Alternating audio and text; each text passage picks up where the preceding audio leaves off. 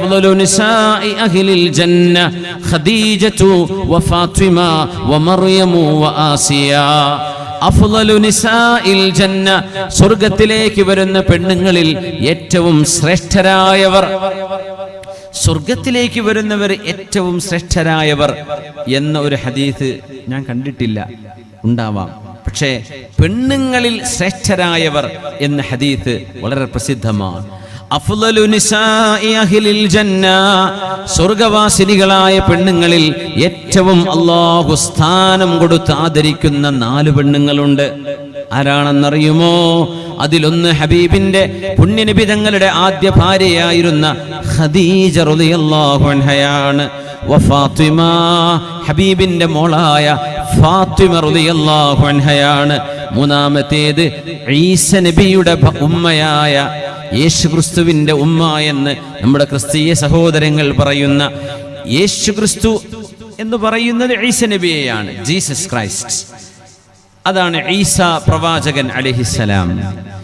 മഹാനായ പ്രവാചകൻ ഈസാ നബിയുടെ ഉമ്മയായ മറിയം റളിയല്ലാഹു അൻഹ. പിന്നെ ഫറോവ എന്ന ഈജിപ്ത് കണ്ട ഏറ്റവും ക്രൂരനായ കൊടിയ കൊലപാതകങ്ങൾ ചെയ്ത പിഞ്ചു മക്കളെ കൊന്നുകളഞ്ഞ ഫറോവ എന്ന ഭരണാധികാരി BC 3-ാം നൂറ്റാണ്ടിൽ കഴിഞ്ഞുപോയ മൂസ നബി അലൈഹിസ്സലാമിന്റെ കാലഘട്ടത്തിലെ സത്യത്തിന്റെ ധർമ്മത്തിന്റെ ശത്രുവായിരുന്ന മഹാനായ മൂസ നബി അലൈഹിസ്സലാത്തു വസ്സലാം നൈൽ നദിയിലൂടെ അവരുടെ ഉമ്മ വെള്ളത്തിൽ ഒരു പെട്ടിയിലാക്കി ഒഴുക്കി കളഞ്ഞപ്പോൾ ആ കുഞ്ഞിനെ എടുത്തു വളർത്തിയ ആ ആൾക്ക് തന്നെയാണ് മൂസാ നബി അലൈഹിസ്സലാം സത്യസന്ദേശം ഓതിക്കൊടുക്കാൻ വരുന്നത്. ആ ഫറോവ റംസീസ് രണ്ടാമനെ ചെങ്കടലിൽ, സ്വിസ് ഉൾക്കടലിൽ ഭാഗത്ത് വെച്ച് അള്ളാഹു മുക്കിക്കൊല്ലുകയും ചെയ്ത് ഇന്ന് ഈജിപ്തിലെ കൾച്ചറൽ സിവിലൈസേഷൻ മ്യൂസിയത്തിൽ അവിടെ ഇങ്ങനെ ചില്ലിൻ്റെ ഉള്ളിൽ കിടക്കേണ്ട മുമ്പേ ഒരുപാട് ആൾക്കാർ പോയി സന്ദർശിച്ചിട്ടുണ്ട്. ഈജിപ്ഷ്യൻ സിവിലൈസേഷൻ മ്യൂസിയം, മമ്മി ഹാളുണ്ട്. ഒരുപാട്, എനിക്ക് തോന്നുന്നു 21 മമ്മികളെങ്ങാൻ അവിടെ ഉണ്ട്. ഇപ്പം ഞാൻ കഴിഞ്ഞ ഒരു 6 മാസം മുമ്പ് പോയിരുന്നു. 21ഓളം, ചിലപ്പോൾ 19 ഉണ്ടാവുള്ളൂ, ചിലപ്പോൾ കുറച്ച് ആൾക്കാരുടെ അടുത്ത് കൊണ്ടുപോകും പരിശോധനയ്ക്ക്, ചിരിച്ച് കൊണ്ടുവന്ന് വെക്കും. മാക്സിമം 21 കാണാറുള്ളത്. അതിലുണ്ട് ഇങ്ങനെ കയ്യും പൂട്ടി ഇങ്ങനെ കിടക്കേണ്ട ഒരാൾ. യാ അല്ലാ, 5000 കൊല്ലം കഴിഞ്ഞു മൂപ്പരുടെ തടി അങ്ങനെ തന്നെ ഉണ്ട്. ഇറച്ചൊക്കെ പോയിട്ടുണ്ട്, ആള് മെലിഞ്ഞിട്ടുണ്ട്. പക്ഷെ ആ കിടക്കേണ്ട റംസീസ് രണ്ടാമൻ എങ്ങനത്തെ പോക്കിരിയായിരുന്നു. അയാളുടെ ഭാര്യയാണ് ആസിയ ബീവി റളിയല്ലാഹു അൻഹ. ആസിയ ബീവി ഫറോവ ഞാനാണ് പരബ്രഹ്മം എന്ന് പറഞ്ഞ ആളാണ്. ഞാനാണ് വലിയ പടച്ചോൻ, എൻ്റെ മുമ്പിൽ നമിക്കണം, സാഷ്ടാംഗം നമിക്കണം എന്ന് ഫറോവ ജനങ്ങളെ നിർബന്ധിച്ചിരുന്നു എന്നാണ് ചരിത്രം. ഫറോവക്ക് സുജൂദ് ചെയ്യാതെ സാഷ്ടാംഗം നമിക്കാത്ത മുഴുവൻ ആളുകളും കൊല്ലപ്പെടുമായിരുന്നു. സ്വന്തം ഭാര്യ അത് ചെയ്തില്ല എന്നതാണ്. ഭാര്യ ആസിയ ബീവി പറഞ്ഞു, ഫറോവ, എങ്ങനെയാണ് നിങ്ങൾ ഈ പ്രപഞ്ചത്തിന്റെ സൃഷ്ടാവുക? നിങ്ങൾ വരുന്നതിന് മുമ്പ് ഈ പ്രപഞ്ചം ഇവിടെ ഉണ്ടല്ലോ, ഇനി നിങ്ങൾ മരിക്കൂലേ, അപ്പോഴും ഈ പ്രപഞ്ചം ഇവിടെ ഉണ്ടല്ലോ, അതുകൊണ്ട് പിന്നെ നിങ്ങളാണത് ഉണ്ടാക്കിയതെന്ന് പറഞ്ഞ് എങ്ങനെ ശരിയാവുക? അതിൽ പിന്നെ ഫറോവ ആസിയ ബീവിയെ വല്ലാതെ പീഡിപ്പിച്ചിട്ടുണ്ട്, ഒരുപാട് വേദനിപ്പിച്ചിട്ടുണ്ട്. പക്ഷേ ആസിയ ബീവി റളിയല്ലാഹു അൻഹ പറഞ്ഞ വാക്കുകൾ വിശുദ്ധ ഖുർആനിൽ കാണാം. ബിസ്മില്ലാഹിർ റഹ്മാനിർ റഹീം. وضرب الله مثلا للذين كفروا امرأة فرعون. امرأة فرعون എന്ന് പറഞ്ഞ ഫിർഔനിന്റെ ഭാര്യ. وضرب الله مثلا للذين آمنوا امرأة فرعون إذ قالت رب ابن لي عندك بيتا في الجنة ونجني من فرعون وعمله ونجني من القوم الظالمين ومريم ابنة عمران التي أحصنت فرجها فنفخنا فيه من روحنا وصدقت بكلمات ربها وكتبه وكانت من القانتين وضرب الله مثلا للذين آمنوا امرأة فرعون സത്യവിശ്വാസികളുടെ ജീവിത വിജയത്തിന്റെ ഉദാഹരണം ആസിയ ബീവിയാണ്, ഫറോവയുടെ ഭാര്യയാണ്. ഇത് ഖാലത്ത്, ഫറോവ ചുട്ടുപഴുപ്പിച്ച കുന്തമുനകൾ ഉപയോഗിച്ച് ആസിയ ബീവിയുടെ ശരീരഭാഗങ്ങളിൽ കുത്തുകയും അവരെ വേദനിപ്പിക്കുകയും മുറിവാക്കുകയും ചെയ്ത് ചുട്ടുപൊള്ളുന്ന മണലിൽ കിടത്തി ആ മഹദിയെ ദാരുണമായി ഇഞ്ചിഞ്ചായി കൊന്നുകൊണ്ടിരിക്കുമ്പോഴും ആ മഹദി പറഞ്ഞ വാക്ക്, റബ്ബി ബിനിലീ ഇൻദക ബൈതൻ ഫിൽ ജന്ന, അല്ലാഹുവേ നിന്റെ സ്വർഗ്ഗലോകത്തൊരു വീട് എനിക്ക് തരേണമേ. ഫറോവയുടെ കൊട്ടാരത്തിൽ നിന്ന് അയാൾ എന്നെ പുറന്തള്ളിയിരിക്കുകയാണ്. പച്ചമണലിലാണ് ഞാൻ കിടക്കുന്നത്. ഈ സൂര്യന്റെ നട്ടുച്ച നേരത്തെ ചൂടുള്ള പഴുത്ത കല്ലുകളിൽ മഹദിയെ കിടത്തിയിട്ട് ആ ശരീരത്തിലേക്ക് മൂർച്ചയുള്ള കുന്തം അതിന്റെ അഗ്രഭാഗം പഴുപ്പിച്ചിട്ടാണ് മഹദി റളിയല്ലാഹു അൻഹയെ, ഫറോവ എന്ന ഭരണാധികാരി സ്വന്തം ഭാര്യ അല്ലാഹുവിൽ വിശ്വസിച്ചതിന്റെ പേരിൽ ആ പെണ്ണിനെ, ആ മഹദിയെ അയാൾ ശിക്ഷിച്ചത്. അപ്പോഴും പെണ്ണ് പറഞ്ഞ മറുപടി ഈമാനിന്റെ ഏറ്റവും അതിശക്തമായ അടിപതറാത്ത വിശ്വാസത്തിന്റെ ഏറ്റവും വലിയ പ്രതീകമാണത്. അല്ലാഹുവേ, ഈ ലോകത്ത് നിന്ന് ഞാൻ കണ്ണു ചിമ്മും, ഇവിടെ നിന്ന് ഞാൻ മരിക്കും, വേദന കൊണ്ടാണെങ്കിലും അല്ലെങ്കിലും എൻ്റെ ആയുസ് തീർന്നു പോകുന്ന ലോകമാണിത്. എന്നാൽ നിന്നെ കാണാൻ വരുന്ന അന്ത്യനാളിൽ എനിക്ക് അല്ലാഹുവേ നീ ഒരു സ്വർഗം നൽകുകയാണെങ്കിൽ, ആ സ്വർഗം എന്ന് മഹദി ചോദിച്ചപ്പോഴും ഒരു കാര്യം അതിനോട് ചേർത്ത് വെച്ചു, ഇൻദക, നിന്റെ ചാരത്ത്, അല്ലാഹുവേ നിന്നെ കാണാൻ കഴിയുന്നിടത്ത്. അങ്ങനെയാണ് സ്വർഗലോകങ്ങളിൽ ഉന്നതമായ സ്വർഗത്തിന്റെ പ്രത്യേകത. വമിൻഹും മൻ യറല്ലാഹ മർറതൈനി ഫിൽ യൗം, ഒരു ദിവസം അല്ലാഹുവിനെ 2 തവണ കാണാൻ ഭാഗ്യമുള്ളവരുണ്ട്. സ്വർഗത്തിന്റെ ചില ലെവലുകൾ അങ്ങനെയാണ്. ചിലയിടങ്ങളിൽ അല്ലാഹുവിനെ ആഴ്ചയിൽ ഒരിക്കൽ കാണും, മാസത്തിൽ ഒരിക്കൽ കാണും, വർഷത്തിൽ ഒരിക്കൽ കാണും. എന്നാൽ നിരന്തരം അല്ലാഹുവിന്റെ സാമീപ്യം അറിയാൻ കഴിയുന്ന ഒരിടത്ത് റബ്ബേ നീ എനിക്കൊരു വീട് പണിതു തരേണമേ എന്ന് അല്ലാഹുവിനോട് പ്രാർത്ഥിച്ച ആസിയ ബീവിയാണ് വിശ്വാസിനികളുടെ ഉദാഹരണം. മുഅ്മിനീങ്ങളുടെ ഉദാഹരണം പറഞ്ഞതൊക്കെ പെണ്ണുങ്ങളെയാണ്. അതാണ് അത്ഭുതം. ഈമാനിന്റെ അടയാളം പറഞ്ഞത് പെണ്ണുങ്ങളെ, ആണുങ്ങളെയല്ല. എന്തൊരു സിറാണ് റബ്ബേ അതിൽ കിടക്കുന്ന രഹസ്യം നോക്കണേ. إذ قالت رب ابن لي عندك بيتا في الجنة ونجني من فرعون وعمله ونجني من القوم الظالمين. ഫറോവയിൽ നിന്ന്, അവന്റെ അക്രമികളായ പോലീസുകാരിൽ നിന്ന് എന്നെ രക്ഷിക്കണമേ, എനിക്ക് സ്വർഗലോകത്തൊരു വീട് തരയണമേ എന്ന് BC 3000 ഇവിടെ നിന്ന്, നമ്മുടെ കാലഘട്ടത്തിൽ നിന്ന് 5000 കൊല്ലങ്ങൾക്ക് മുമ്പ് ഈജിപ്തിൽ വെച്ച് മരണപ്പെട്ട, ദാരുണമായി കൊല്ലപ്പെട്ട ഷഹീദത്താണ്, രക്തസാക്ഷിയാണ് മഹദി ആസിയ ബീവി. അവര് നിങ്ങൾക്ക് ഉദാഹരണമാണ് എന്ന് ഖുർആൻ പറഞ്ഞിട്ട് അടുത്ത് പറയുന്ന ആളാരാണെന്നറിയുമോ? ഈസ നബിയുടെ ഉമ്മയാണ്, യേശുക്രിസ്തുവിന്റെ ഉമ്മ. ഈസാ നബിയുടെ ഉമ്മയായ മേരി, മറിയം അലൈഹിസ്സലാം. വമറിയം ഇബ്നത ഇമ്രാൻ, ഇമ്രാനിന്റെ മകൾ മറിയമാണ് അടുത്ത ഉദാഹരണം. വിശ്വാസത്തിന്റെ ഉദാഹരണം രണ്ടും പെണ്ണുങ്ങളെയാണ് ഖുർആൻ പറഞ്ഞത്. ഖുർആനിൽ ഒരു മഹദിയുടെ പേരിൽ ഒരു സൂറയുള്ളത് സൂറത്ത് മറിയമല്ലേ? യാ അല്ലാഹ്, സൂറത്ത് മറിയം. പെണ്ണുങ്ങൾ, സ്ത്രീകൾ എന്ന അർത്ഥത്തിൽ തന്നെ ഒരു ചാപ്റ്റർ ഖുർആനിലില്ലേ? സൂറത്തുൻ നിസാ. ആണുങ്ങൾ എന്ന് പറഞ്ഞൊരു ചാപ്റ്റർ ഖുർആനിലില്ല. സൂറത്തുൻ നിസാ. ഏതാണുങ്ങളും പരിപൂർണതയിലെത്തിയത് അവരുടെ ഉമ്മമാർക്ക് ജനിച്ചപ്പോഴാണ്, അല്ലേ? നമ്മുടെ ഉമ്മമാരില്ലെങ്കിൽ നമ്മളുണ്ടോ?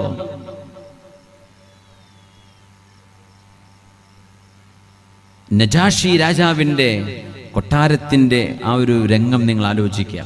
തിരുനബിയുടെ കാലഘട്ടം AD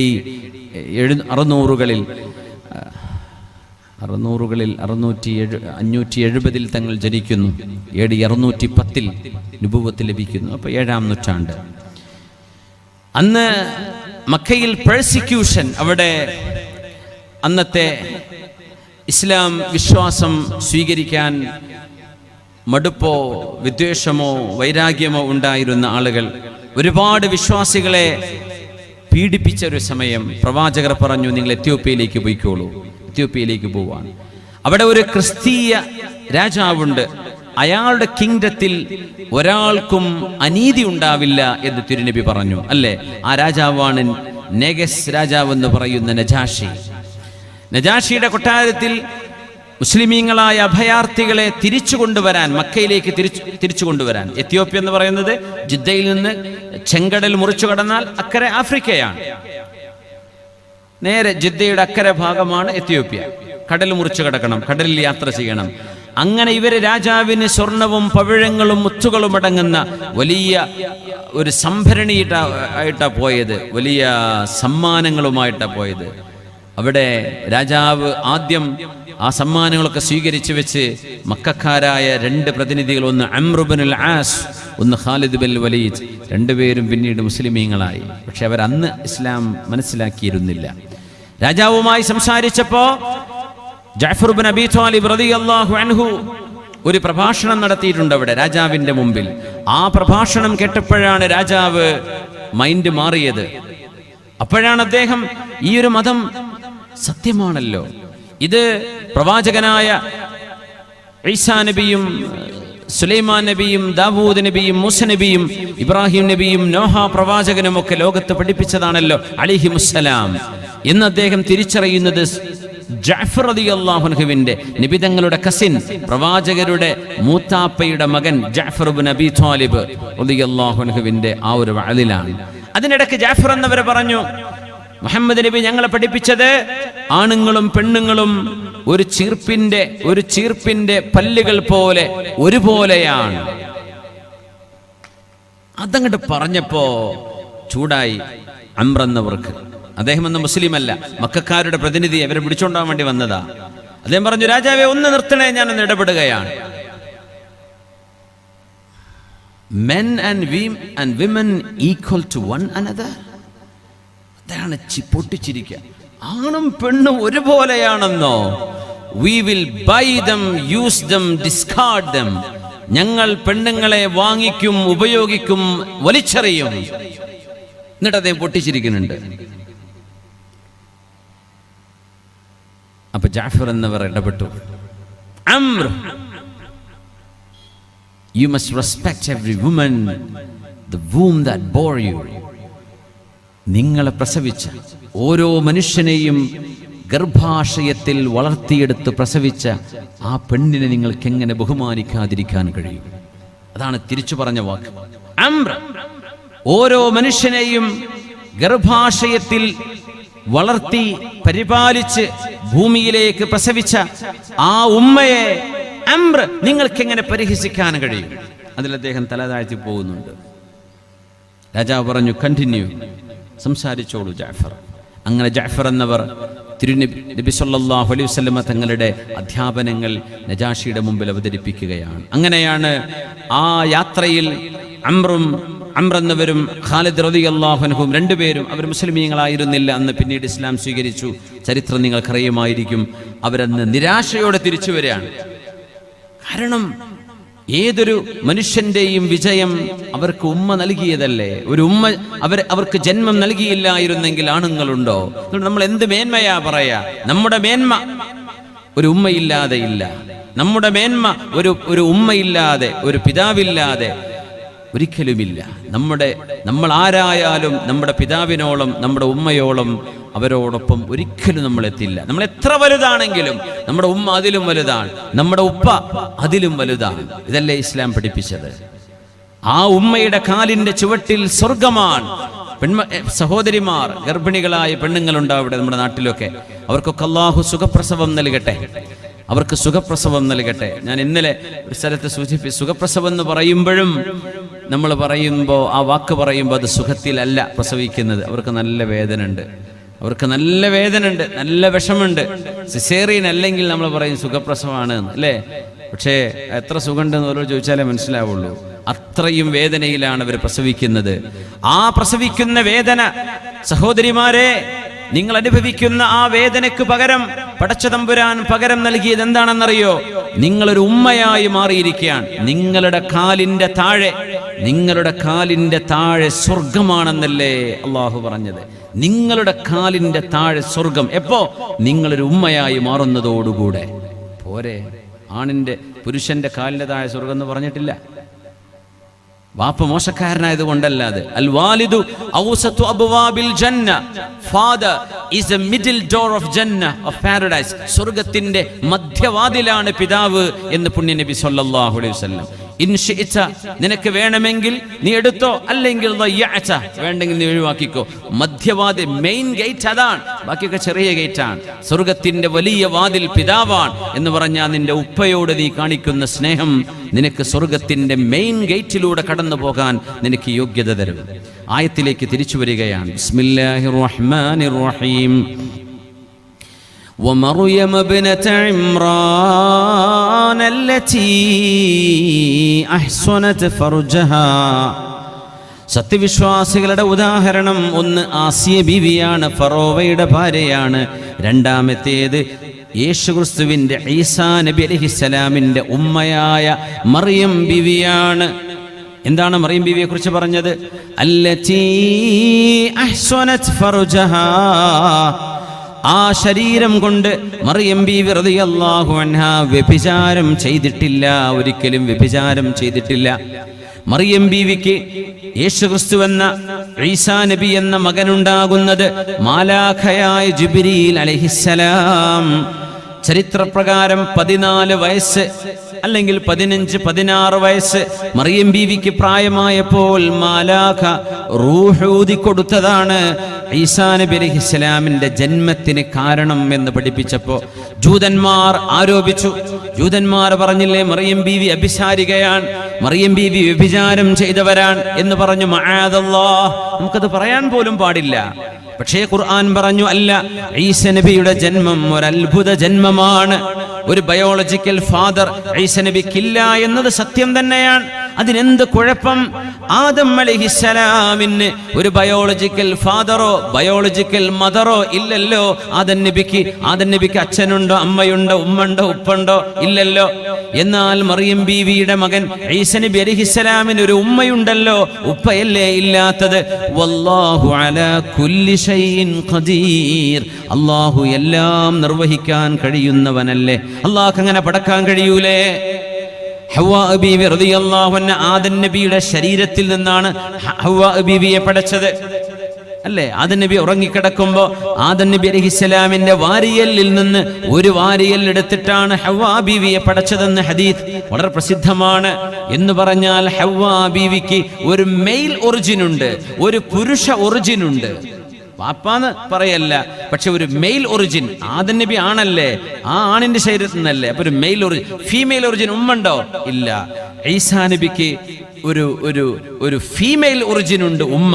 എന്നാൽ ഒരു പാറ്റേണൽ ഒറിജിൻ, ഒരു ഫാദർ, ഒരു മെയിൽ ഒറിജിൻ ഈസാ നബിക്കില്ല. നമുക്കൊക്കെ ഉമ്മയുണ്ട്, വാപ്പയുണ്ട്. ആദം നബിക്ക് ഉമ്മയില്ല, വാപ്പയില്ല. ഇങ്ങനെ 4 തരത്തിലുള്ള സൃഷ്ടിപ്പ് അല്ലാഹു ചെയ്തു.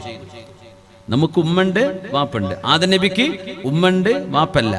ഹവ്വാ ബീവിക്ക് ഉപ്പുണ്ട്, ഉമ്മല്ല. ഈസാ നബിക്ക് ഉമ്മണ്ട്, ഉപ്പല്ല. ഇത് ചെയ്യലാണ്. ഇത്രയേ സംഭവിച്ചിട്ടുള്ളൂ. അതിൻ്റെ പേരിൽ യേശുക്രിസ്തു ദൈവമോ ദൈവപുത്രനോ എന്ന് നിങ്ങൾ പറയരുതേ എന്ന് ഖുർആൻ പറഞ്ഞു. പക്ഷേ മറിയം ബീവി വ്യഭിചരിച്ചു എന്നും പറയാൻ പാടില്ല. അതൊരു അത്ഭുത ജന്മമായിരുന്നു. പടച്ച തമ്പുരാന് കഴിയാത്തത് എന്താണ്? അതുകൊണ്ട് വമറിയം ഇബ്നത ഇംറാൻ അല്ലതി അഹ്സനത് ഫർജഹാ, സ്വന്തം ശരീരത്തിന്റെ ഗുഹ്യഭാഗം, ജനനേന്ദ്രിയം ഒരന്യ പുരുഷൻ വിവാഹത്തിലൂടെയല്ലാതെ, ഒരു വിവാഹിതനായ തന്റെ ഭർത്താവിനോടൊപ്പമല്ലാതെ കൂടെ ശയിക്കാൻ പാടില്ലെന്നാണ് ഇസ്ലാമിന്റെ നിയമം. എല്ലാ മതങ്ങളും അതാ പഠിപ്പിച്ച്. ഹൈന്ദവ മതത്തിലും ചാരിത്രശുദ്ധിയുണ്ട്, ക്രിസ്തുമതത്തിലുണ്ട്, ജൂതമതത്തിലുണ്ട്, എല്ലാ മതങ്ങളിലുമുണ്ട്. പക്ഷെ മനുഷ്യന്മാർക്ക് അതൊന്നും ദഹിക്കാത്തതുകൊണ്ട് എന്ത് ചെയ്യുക? അതൊക്കെ അവിടെ മൂടി വെച്ചിട്ട് അവനവൻ്റെ ഇഷ്ടം പോലെ ജീവിക്കുക. മുസ്ലിമീങ്ങളായ ആളുകൾ അങ്ങനെയൊക്കെ പറഞ്ഞ് ഹിന്ദാവാദ് വിളിക്കണില്ലേ? എത്ര വലിയ അപകടമാണതൊക്കെ. ചാരിത്രശുദ്ധി എന്ന് പറഞ്ഞത് ഒരു പെണ്ണിന്റെ ഏറ്റവും വലിയ ആഭരണമാണ്. 10 പവന്റെ മാലയല്ല പെണ്ണെ, നിന്റെ ഏറ്റവും വലിയ ആഭരണം നിന്റെ ചാരിത്രശുദ്ധിയാണ്, നിന്റെ ലജ്ജയാണ് ഏറ്റവും വലിയ ആഭരണം. ആ ആഭരണമില്ലാതെ കിലോ കണക്കിന് ഭാരം നിന്റെ കഴുത്തിലോ കയ്യിലോ നീ അണിഞ്ഞാലും നിന്റെ സൗന്ദര്യം ഒരിക്കലും പൂർത്തിയാകുന്നില്ല. നിന്റെ ഏറ്റവും വലിയ ആഭരണം ചാരിത്രശുദ്ധിയാണ്. ഇതാണ് വിശുദ്ധ ഇസ്ലാം പഠിപ്പിച്ചത്. അഹ്സനത് ഫർജഹാ ഫനഫഖ്നാ ഫീഹി മിൻ റൂഹിനാ വസദ്ദഖത് ബികലിമാതി റബ്ബിഹാ വകുതുബി വകാനത് മിനൽ ഖാനിതീൻ. അല്ലാഹുവിന്റെ വചനങ്ങളെ മറിയം ബീവി അംഗീകരിച്ചു. പരബ്രഹ്മമായ പടച്ച തമ്പുരാൻ, ലോകത്തിന്റെ സൃഷ്ടാവ് ഒന്നാണ്. ഒരു രാജ്യത്തിന് 2 രാജാവ് പറ്റൂല, 3 എണ്ണം പറ്റില്ല. ഒരു രാജാവ്, ഒരു രാജ്യത്തിന് ഒരു പ്രസിഡന്റ്. പ്രപഞ്ചത്തിന്റെ സൃഷ്ടാവ് ഒന്ന് എന്ന് മഹദിയായ മറിയം ബീവി വിശ്വസിച്ചു. വകാനത് മിനൽ ഖാനിതീൻ. അവർ അല്ലാഹുവിനെ പടച്ച തമ്പുരാനെ വണങ്ങുന്നവരായിരുന്നു, ആരാധന ചെയ്യുന്നവരായിരുന്നു എന്ന് പറഞ്ഞ ആസിയ മറിയം ബീവിയും ആസിയ ബീവിയും ഫാത്തിമ ബീവിയും ഖദീജ ബീവിയും ഇവരെ 4 പേരാണ് അഫ്ളലു നിസാഇൽ ജന്ന. സ്വർഗവാസികളായ പെണ്ണുങ്ങളിൽ ഏറ്റവും സ്ഥാനമുള്ളവർ 4 പേര്. ഒന്ന് ഹബീബിന്റെ ഭാര്യയാണ്, നമ്മുടെ ഉമ്മയാണ് ഖദീജത്തുൽ കുബ്റാ റളിയല്ലാഹു അൻഹ. ഖദീജ ബീവി റളിയല്ലാഹു അൻഹ അന്ന് പ്രവാചകർ തിരുമേനിക്ക് ഭക്ഷണവുമായി ഒരു തളികയും കയ്യിൽ പിടിച്ച് ഇങ്ങനെ വരികയാണ്. ആ ഭക്ഷണ തളികയുമായി വരുമ്പോഴേ ഖദീജ റളിയല്ലാഹു അൻഹ വീട്ടിൽ നിന്ന് പുറപ്പെട്ടു. ബീവിയുടെ വീട്ടിൽ നിന്ന് ആർക്കാണ് ഈ ഭക്ഷണം കൊടുക്കുന്നത് എന്നറിയുമോ? ലോകത്തിന്റെ ഗുരുവിന്. ആ ഒരു ജീവിതം നിങ്ങൾ ആലോചിച്ചിട്ടുണ്ടോ മുഅ്മിനെ? പ്രവാചകർ തിരുമേനി ആദ്യ വിവാഹം കഴിക്കുക. നബിക്ക് എത്ര വയസ്സ് ആദ്യ വിവാഹം കഴിക്കുമ്പോൾ? 25 വയസ്സ്. ഖദീജ ബീവി എന്ന പ്രവാചകരുടെ ഭാര്യയ്ക്ക് എത്രയാ വയസ്സെന്ന്? 40 വയസ്സ്. 40 വയസ്സുള്ള ഭാര്യയാണ്. അതും ആ ഭാര്യ 2 തവണ 2 കൂടെ ഭാര്യയായി ജീവിച്ചവരെ. അവരൊക്കെ മരിച്ചപ്പോ വിധവയായി മാറിയ ഖദീജ ബീവിയെ കല്യാണം കഴിച്ച നബിയാണ് നമ്മുടെ നബി സല്ലല്ലാഹു അലൈഹി വസല്ലം. പിന്നെ നബി ആയിഷ ബീവിയെ കല്യാണം കഴിച്ചില്ലേ, സൈനബ് ബീവിയെ കല്യാണം കഴിച്ചില്ലേ എന്ന് പറഞ്ഞ് ഒച്ചപ്പാടുണ്ടാക്കണ്ട. തിരുമേനി സ്വന്തമായി മനുഷ്യൻ എന്ന നിലയിൽ തങ്ങളെടുത്ത നിലപാട് ഒരു ഭാര്യ എന്നാണ്. പക്ഷെ പ്രവാചകത്വം ലഭിച്ചാൽ പിന്നെ നബിക്ക് അള്ളാഹ് പറഞ്ഞ പോലെ ചെയ്യാൻ പറ്റുള്ളൂ. അള്ളാഹു വിവാഹം ചെയ്യാൻ പറഞ്ഞവരെ തിരുമേനി ജീവിതത്തിലേക്ക് സ്വീകരിച്ചിട്ടുണ്ട്. പക്ഷെ നമ്മൾ ഓർക്കണം, അതിൽ 90% ആളുകളും 50-60 വയസ്സ് കഴിഞ്ഞ് വിധവകളായ പെണ്ണുങ്ങളാണ്. കാരണം എന്തെന്നറിയോ? ഇസ്ലാമിൽ സംരക്ഷണം കൊടുക്കുന്നതിൻ്റെ ഏറ്റവും മഹിതമായ വഴി വിവാഹ ജീവിതത്തിലൂടെയാണ്. അതുകൊണ്ട് തിരുമേനി സ്വീകരിച്ചു. സൗദ ബീവിക്ക് 60 കഴിഞ്ഞു റളിയല്ലാഹു അൻഹ. അവര് പറഞ്ഞു, നബിയെ എന്നെ നിങ്ങൾ തൊലാഖ് ചൊല്ലി ഒഴിവാക്കുന്നോ എന്നുപോലും അവിടെ നിന്ന് ചർച്ചകൾ നടന്നു. എന്തേ? ഒരു പെണ്ണ് കെട്ടാനുള്ള പൂതിയാണ് തങ്ങൾക്കുണ്ടായിരുന്നതെങ്കിൽ യൗവനകാലത്ത് മക്കക്കാർ ഓഫർ ചെയ്തിരുന്നു, നിങ്ങൾക്ക് വേണ്ട പെണ്ണുങ്ങളെ ഞങ്ങൾ കല്യാണം കഴിച്ചു തരാം, നിങ്ങൾ ഇസ്ലാം പ്രബോധനം ചെയ്യുന്നത്, ഏകദൈവ വിശ്വാസം പറയുന്നത് ഒന്ന് നിർത്തിവെക്കുമോ എന്ന്. തങ്ങളതിന് സമ്മതിച്ചിട്ടുണ്ടോ? ഇല്ലല്ലോ. സൂര്യനെ എൻ്റെ വലത് കൈയിലും ചന്ദ്രനെ എൻ്റെ ഇടത് കൈയിൽ വെച്ച് തന്നാൽ പോലും I would not renounce my message which is from God. അള്ളാഹുവിൽ നിന്നുള്ള വിശ്വാസം ധാരയാണ് എനിക്ക് നൽകപ്പെട്ടത്. പടച്ച തമ്പുരാനാണ് എന്നെ അറിയിച്ചത്. ആ അറിയിപ്പ് ഞാൻ ഒരിക്കലും കൺസീൽ ചെയ്യാൻ ഉദ്ദേശിക്കുന്നില്ല, മറച്ചു പിടിക്കാൻ ഉദ്ദേശിക്കുന്നില്ല. എനിക്ക് പെണ്ണും വേണ്ട, രാജാധികാരവും വേണ്ട, പൈസയും വേണ്ട, എന്നെ നിങ്ങൾ നേതാവായി വാഴുകയും വേണ്ട. ഈ സത്യസന്ദേശം ഞാൻ നിങ്ങളെ കേൾപ്പിക്കുകയാണ്. നിങ്ങൾ ഒരു പൈസയും എനിക്ക് തരണ്ട. ഞാൻ നിങ്ങളിത് അറിയിക്കുക മാത്രമാണ്. നിങ്ങൾക്ക് വേണമെങ്കിൽ സ്വീകരിക്കാം, അല്ലെങ്കിൽ തിരസ്കരിക്കാം. ഇതാ തിരുമേനി പറഞ്ഞത് സല്ലല്ലാഹു അലൈഹി വസല്ലം. ഖദീജ ബീവിയാണ് ആദ്യത്തെ മുസ്ലിമത്ത് എന്ന് നമ്മൾ ഓർക്കണം. ലോകത്ത് പ്രവാചകർ തിരുമേനി സല്ലല്ലാഹു അലൈഹി വസല്ലം വഹയുമായി വരുമ്പോൾ ഹബീബിനെ ആദ്യമായി വിശ്വസിച്ചതൊരു പെണ്ണാണ്. ഇസ്ലാമിലെ ആദ്യത്തെ മെമ്പർഷിപ്പ് ഒരു പെണ്ണിനാണെന്ന് പറഞ്ഞാൽ അതന്നെയല്ലേ ഏറ്റവും വലിയ അഭിമാനം പെണ്ണുങ്ങൾക്ക്. ആദ്യത്തെ ഇസ്ലാമിലെ മെമ്പർഷിപ്പ് ആരാ? ഖദീജ ബീവിയാണ് റളിയല്ലാഹു അൻഹ. സിദ്ദീഖ് എന്നവര് പിന്നെയാണ്. ഖദീജ ബീവിയല്ലേ ആദ്യത്തെ മെമ്പർഷിപ്പ് റളിയല്ലാഹു അൻഹ. ആ ബീവിയെ നബി തങ്ങൾ വല്ലാതെ സ്നേഹിച്ചു സല്ലല്ലാഹു അലൈഹി വസല്ലം. തങ്ങളുടെ ഭാര്യയായ ഖദീജ ബീവി വഫാത്താകുന്നത് വരെ അല്ലാഹുവിന്റെ ഹബീബ് മറ്റൊരു വിവാഹം ചെയ്തില്ല. 65 വയസ്സ് കഴിഞ്ഞിട്ടാണ് ബീവി വഫാത്താകുന്നത്. 65 വയസ്സുള്ള ഒരു ഉമ്മയുടെ പ്രായം, ശരീരത്തിന്റെ അവസ്ഥ നിങ്ങളൊന്ന് ആലോചിച്ച് നോക്കി. 65 വയസ്സ് ഖദീജ ബീവിക്ക്. പുണ്യ നബി തങ്ങൾക്ക് 50 വയസ്സ്. അല്ലാഹുവിന്റെ ഹബീബ് സല്ലല്ലാഹു അലൈഹി വസല്ലം തങ്ങൾക്ക് 53 വയസ്സ്. അങ്ങനെയാണെങ്കിൽ ഖദീജ റളിയല്ലാഹു അൻഹയ്ക്ക് 68 വയസ്സുണ്ടാകും.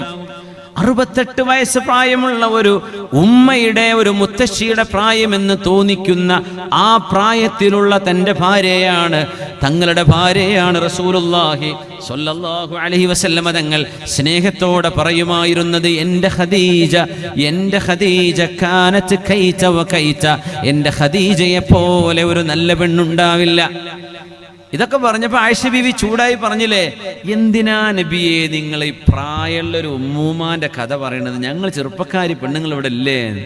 എന്താ തിരുമയുടെ മറുപടി എന്നറിയോ? സ്നേഹം മാംസനിബദ്ധമല്ല എന്ന് കുമാരനാശാൻ പാടിയ പോലെ, മാംസനിബദ്ധമല്ല രാഗം, സ്നേഹത്തിന് മാംസവുമായി ബന്ധമില്ല എന്നാണ്. 68 വയസ്സ് പ്രായമുള്ള ഖദീജ റളിയല്ലാഹു അൻഹയെ കുറിച്ച് നബി തങ്ങൾ പറഞ്ഞു, ആയിഷ, നിങ്ങൾ എത്ര യുവതിയാണെങ്കിലും സുന്ദരിയാണെങ്കിലും എൻ്റെ ഖദീജയെ പോലെ നിങ്ങൾക്കാവാൻ കഴിയില്ല. വാസത്തിനീ ബിമാലിഹാ, ആ ഖദീജ എന്നെ ഒരുപാട് സമാധാനിപ്പിച്ചവളാണ്. വാക്കുകൊണ്ട്, അവരുടെ സമ്പത്ത് കൊണ്ട്, അവരുടെ ഉപദേശം കൊണ്ട്, അവരുടെ സ്നേഹത്തലോടൽ കൊണ്ട് എനിക്ക് സമാശ്വാസം നൽകിയവരാണവർ. നാട്ടുകാർ മുഴുവനും ഞാൻ നുണയാണ് പറയുന്നത് എന്ന് എന്നെ കളവാക്കിയപ്പോൾ ഞാൻ പറയുന്നത് സത്യമാണെന്ന് വിശ്വസിച്ചവരല്ലേ എൻ്റെ ഖദീജ. അങ്ങനെ ഖദീജ ബീവി റളിയല്ലാഹു അൻഹയെ കുറിച്ച് എന്തെങ്കിലും ഒരു നല്ല ഭക്ഷണം തിരുമേനിയുടെ വീട്ടിലേക്ക് വന്നാൽ ഉടനെ കൊടുത്തയക്കൻ ഖദീജയുടെ കൂട്ടുകാരികൾക്ക്. ബീവി ജീവിച്ചിരിപ്പില്ലല്ലോ, ഖദീജയുടെ കൂട്ടുകാരികൾ ഉണ്ടാകും റളിയല്ലാഹു അൻഹ, ആ കൂട്ടുകാരികൾക്ക് കൊടുക്കിനിത്. എന്ത് വന്നാലും ഖദീജ ബീവിയുടെ കൂട്ടുകാരികൾ കൊണ്ടുപോയി കൊടുക്കി തങ്ങൾ പറയും. ഖദീജ ബീവിയുടെ സഹോദരി അല്ലാഹുവിന്റെ ഹബീബിനെ കാണാൻ വന്ന് സംസാരിച്ചപ്പോ ഹബീബായ നബി തങ്ങൾ ഇരുന്ന ഇരുത്തത്തിൽ നിന്ന് എഴുന്നേറ്റ് നിൽക്കുകയാണ്. ഹാലയാണോ വന്നത്? ഹാലയോ? എനിക്ക് ഹാല, നിങ്ങളുടെ സംസാരം കേട്ടപ്പോൾ എൻ്റെ ഖദീജയെ ഓർമ്മ വന്നു എന്ന് നബി തങ്ങൾ പറയുമ്പോൾ, ആ ഭാര്യ മരിച്ചതിന് ശേഷമാണ് നബി തങ്ങൾ മറ്റ് വിവാഹങ്ങളൊക്കെ ചെയ്തത് സ്വല്ലല്ലാഹു അലൈഹി വസല്ലം. 70 വയസ്സിനോളം അടുക്കുന്ന പ്രായത്തിലാണ് സ്വന്തം ഭാര്യ മരിക്കുന്നത്. അന്ന് നബി തങ്ങൾക്ക് 15 വയസ്സ് കുറവാണ്. ആയിഷ ബീവിയുടെയും തിരുമേനിയുടെയും കല്യാണത്തിന്റെ കഥ പറഞ്ഞിങ്ങനെ പൊല്ലാപ്പ് കാണിക്കുന്ന ആളുകള്, എന്താ ഖദീജ ബീവിയുടെ ചരിത്രം പറയാത്തത്? അതും പറയണ്ടേ, അത് വലിയ ചരിത്രമല്ലേ. ഞാൻ എപ്പോഴും ചോദിക്കുന്ന ചോദ്യം, ഖദീജ ബീവിക്ക് ജീവിതത്തിൽ ഒരിക്കലും ഒരു പരാതി ഉണ്ടായിട്ടില്ല. റസൂലുള്ളാഹിനെ കല്യാണം കഴിച്ചു എന്ന് അഭിമാനത്തോടെ പറഞ്ഞ പെണ്ണാണ്, മഹദിയാണ് ഖദീജ ആയിഷ ബീവി റളിയല്ലാഹു അൻഹ. ഇപ്പൊ ഇരുന്നിട്ട് നമ്മളിങ്ങനെ കണക്ക് കൂട്ടിയിട്ട് പറയാം, ആ ബീവി അന്ന് കല്യാണം കഴിച്ചത് ചെറിയ വയസ്സിൽ കഴിച്ചില്ലേ. ആയിഷ ബീവിക്ക് ഇല്ലാത്ത പരാതി എന്തിനാ കൂട്ടരെ നിങ്ങൾക്ക്? ബീവിക്ക് പരാതി ഇല്ലല്ലോ. ബീവി നബി തങ്ങൾ വഫാത്തായി 40 കൊല്ലം വീണ്ടും ജീവിച്ചിട്ടാണ് മരിച്ചത്. അതിനിടയ്ക്ക് ഒരിക്കൽ പോലും ഇന്ന ചെറുപ്പത്തിൽ കല്യാണം കഴിച്ചില്ല, എനിക്ക് വിഷമായി എന്ന് ബീവി പറഞ്ഞോ? ഇല്ലല്ലോ. എനിക്ക് സന്തോഷം എന്നല്ലേ ആയിഷ ബീവി, എനിക്ക് എൻ്റെ റസൂലിനെ എനിക്ക് എൻ്റെ കൂടെ വേണം, അതല്ലേ ബീവി പറഞ്ഞിരുന്നത്. ഖദീജ ബീവി റളിയല്ലാഹു അൻഹ ഭക്ഷണവുമായി പുറപ്പെട്ടപ്പോ അതാ വരുന്നു മാലാഖ ജിബ്രീൽ അലൈഹിസ്സലാം. മദീനയുടെ വിശുദ്ധമായ ഭൂമികയിൽ മസ്ജിദുൻ നബവിയുടെ മുറ്റത്തേക്ക് ഇറങ്ങി വന്ന് അള്ളാഹുവിന്റെ റസൂലിനോട് ഒരു സ്വകാര്യം പറഞ്ഞു കൊടുക്കുന്നു. മാലാഖമാരുടെ നേതാവ്, 600 ചിറകുകളുള്ള പ്രകാശത്താൽ പടക്കപ്പെട്ട അവരുടെ രൂപമേതാണെന്ന് നമുക്കറിയില്ല, എന്നാൽ അള്ളാഹുവിനറിയാം. 600 ജനാഹ് ജിബ്രീലിനെ ഞാൻ കണ്ടു. സദ്ദൽ ഉഫുഖ, ചക്രവാള സീമകൾ മുഴുവനും ജിബ്രീൽ അലൈഹിസ്സലാമിന്റെ ചിറകുകളാൽ നിറഞ്ഞിരിക്കുകയായിരുന്നു. അങ്ങനെ ജിബ്രീൽ തങ്ങളെ ഞാൻ കണ്ടു. 600 ചിറകുകളുള്ള ജിബ്രീൽ എന്നെ വിളിച്ചു, യാ മുഹമ്മദു എന്ന്. ഞാൻ അന്ന് മക്കയുടെ ബത്ഹായിലാണ്. എന്നോട് പറഞ്ഞു, അന ജിബ്രീൽ, ഞാൻ ജിബ്രീലാണ്. മുഹമ്മദ് നബിയെ, നിങ്ങൾ അല്ലാഹുവിന്റെ അന്ത്യപ്രവാചകരാണ് എന്നോട് ജിബ്രീൽ തങ്ങൾ പറഞ്ഞത് ഞാൻ ഓർക്കുന്നു എന്ന് മഹാനായ റസൂലുള്ളാഹി തങ്ങൾ പറയാറുണ്ട്. അതേ ജിബ്രീൽ അലൈഹിസ്സലാം ഹബീബിന്റെ മുമ്പിൽ വന്ന് പറയുന്നു, നബിയേ, ഖദീജ വരുന്നുണ്ട് ഒരു ഭക്ഷണത്തളികയുമായി. വീട്ടിൽ നിന്ന് പുറപ്പെട്ടിട്ടുണ്ട്. ഖദീജ ബീവി വന്നാൽ നിങ്ങളുടെ ഭാര്യയായ ഖദീജ ബീവിയോട്, അല്ല, മക്കയിലാണ് സംഭവം, പുണ്യനബി തങ്ങളുടെ സ്വല്ലല്ലാഹു അലൈഹി വസല്ലം, കാരണം ഹിജ്റയുടെ മുമ്പാണ്. മക്കയിലാണ് ബത്ഹായിൽ അള്ളാഹുവിന്റെ ഹബീബ് ജിബ്രീൽ തങ്ങളെ കണ്ടത്. ഖദീജ റളിയല്ലാഹു അൻഹയുടെ ഈ സംഭവം നടക്കുന്നതും ഹിജ്റയുടെ മുമ്പിൽ തന്നെ, മക്കയിലുള്ള കാലം. അള്ളാഹുവിന്റെ ഹബീബിന്റെ വിശുദ്ധമായ മദീനയുടെ മുറ്റത്ത് ഒരു ദിവസം ഒന്നിലേറെ തവണ ജിബ്രീൽ തങ്ങൾ വന്നുപോയ മണ്ണാണത്. നമ്മളൊക്കെ മദീനത്തേക്ക് പോകുമ്പോഴേ ഒന്ന് ഓർക്കണേ, ഇത് ജിബ്രീൽ അലൈഹിസ്സലാം വന്ന ഇടമാണ്, ജിബ്രീൽ തങ്ങൾ ഇറങ്ങി വന്ന സ്ഥലങ്ങളാണ് ഇതൊക്കെ. അപ്പോൾ ഇപ്പോൾ അവിടെ മാർബിളൊക്കെ ഇട്ടിട്ടുണ്ട്, വലിയ റോഡാണ്, സംഭവങ്ങളാണ്, ഒക്കെ ആണെങ്കിലും ഇത് ജിബ്രീൽ തങ്ങൾ വന്നിറങ്ങിയ സ്ഥലമാണ്. മക്കയിലും ഇറങ്ങി ജിബ്രീൽ എന്ന മാലാഖ അലൈഹിസ്സലാം. ജിബ്രീൽ തങ്ങൾ അല്ലാഹുവിന്റെ റസൂലിനോട് വന്ന് പറയുന്നു, നബിയേ, നിങ്ങളുടെ ഭാര്യ ഖദീജ ബീവി അതാ വരുന്നു. വരുമ്പോൾ അവരോട് പറയണം, ഇന്നല്ലാഹ യുഖ്രിഉഹസ്സലാം വഅഖ്രിഇഹാ മിന്നിസ്സലാം. എന്നോട് ഹബീബായ നബി തങ്ങൾ സല്ലല്ലാഹു അലൈഹി വസല്ലം പറയുന്നു, എന്നോട് ജിബ്രീൽ അലൈഹിസ്സലാം പറഞ്ഞു, ഖദീജ ബീവി വന്നാൽ അവരോട് പറയണം, അല്ലാഹു നിങ്ങളോട് സലാം പറഞ്ഞിട്ടുണ്ട്. എന്താണ് അസ്സലാമു അലൈക്കും എന്ന് പറഞ്ഞാൽ അർത്ഥം എന്താണ്? അസ്സലാമു അലൈക്കും എന്ന് പറഞ്ഞാൽ ശാന്തിയും സമാധാനവും, അല്ലാഹുവിൻ്റെ സമാധാനം നിങ്ങൾക്കുണ്ടാകട്ടെ എന്നാണ്. അല്ലാഹു ഖദീജ ബീവിയോട് സലാം പറഞ്ഞിട്ടുണ്ടെന്ന് പറയൂ നബിയെ. കൂട്ടത്തിൽ ഞാൻ ജിബ്രീലും ഖദീജ ബീവിയോട് സലാം പറഞ്ഞിട്ടുണ്ട് എന്ന് പറയണം. ഖദീജ ബീവിക്ക് ജിബ്രീൽ തങ്ങളെ കാണാൻ കഴിയില്ല. ഒരിക്കൽ കണ്ടിട്ടുണ്ട്, കണ്ട ചരിത്രമുണ്ട്, പക്ഷേ പിന്നൊരിക്കലും കാണാൻ പറ്റിയിട്ടില്ല. എൻ്റെ സലാമും ഖദീജ ബീവിയോട് പറയണേ. വബശ്ശിർഹാ, ഖദീജ ബീവിക്കൊരു സന്തോഷ വാർത്ത അറിയിക്കണേ. ബിഖസബിൻ وبشرها بقصر في الجنة من قصب لا صخب فيها ولا نصب. മനോഹരമായ വാക്കുകളാണ്. വബശ്ശിർഹാ ബിഖസ്റിൻ ഫിൽ ജന്നതി മിൻ ഖസബിൻ ലാ സഖബ ഫീഹാ വലാ നസബ്. നബിയേ, ഖദീജ ബീവിക്ക് അല്ലാഹു ഒറ്റമുത്തിനാലുള്ള ഒരു കൊട്ടാരം സ്വർഗ്ഗലോകത്ത് ഒരുക്കി വെച്ച് കാത്തിരിക്കുകയാണ്. ഒരു കൊട്ടാരം, ഒരു മുത്ത്. സുബ്ഹാനല്ലാഹ്. ഗ്ലാസിന്റെ ഡോമുകളെ കണ്ടിട്ടില്ലേ? അങ്ങനെയുമല്ല ഇത്, ഒറ്റമുത്തിനാലുള്ള ഒരു കൊട്ടാരം. എന്തായിരിക്കും അതിൻ്റെ ഭംഗി? മുത്തുകൾ എന്ന് പറഞ്ഞാൽ നമ്മൾ ഇവിടുത്തെ കൾച്ചേർഡ് പേൾസ് ഒക്കെ ആയിരിക്കും നമ്മൾക്ക് ഓർമ്മ വരിക. സ്വർഗലോകത്തുള്ളത് ഒരു കണ്ണും കാണാത്തതാണ്, ഒരു കാതും കേൾക്കാത്തതാണ്, ഒരു മനുഷ്യന്റെ മനസ്സിലും ചിന്തിക്കുക പോലും കഴിയാത്തതാണ് സ്വർഗമെന്ന് പുണ്യനബി സ്വല്ലല്ലാഹു അലൈഹി വസല്ലം.